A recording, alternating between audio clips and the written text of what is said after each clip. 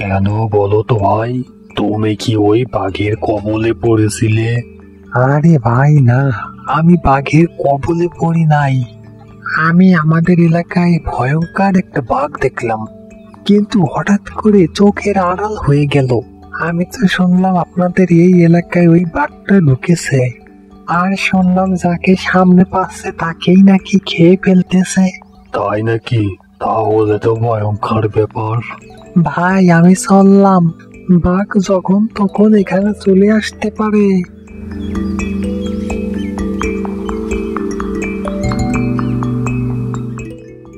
এই অচেনা মানুষটা কি বলে গেল? বাঘ যদি আসলেই আমাদের এই এলাকায় ঢুকে থাকে, তাহলে তো ভয়ঙ্কর কোনো কিছু ঘটবে। আমি আজ বাড়ি চলে যাই, আগামীকাল দোকান খুলবো। বুঝলাম না, বাঘটা গেল কোথায়? এই এলাকার কেউই তো বাঘের ব্যাপারে জানে না। এলাকার কারো মুখেই তো বাঘের আতঙ্কের কথা শুনলাম না। এখন তো বড্ড চিন্তার বিষয়। কর্তামশাইয়ের কাছে যদি বাঘের কোনো খোঁজ খবর না দিতে পারে, তাহলে তো কর্তামশাই আমার ওপর অনেক রেগে যাবে।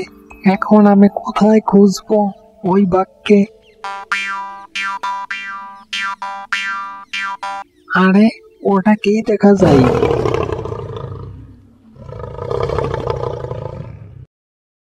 আমি কি আসলে ঠিক দেখতেছি, নাকি আবার স্বপ্ন দেখতেছি?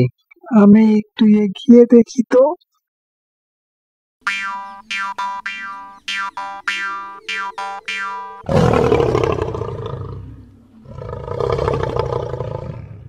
আরে এটা আমি কি দেখলাম? এখনই তো কর্তামশাইকে জানাতে হবে।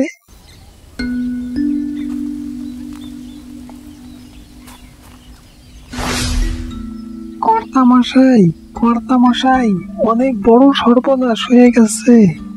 আবার কি সর্বনাশ হলো শুনি?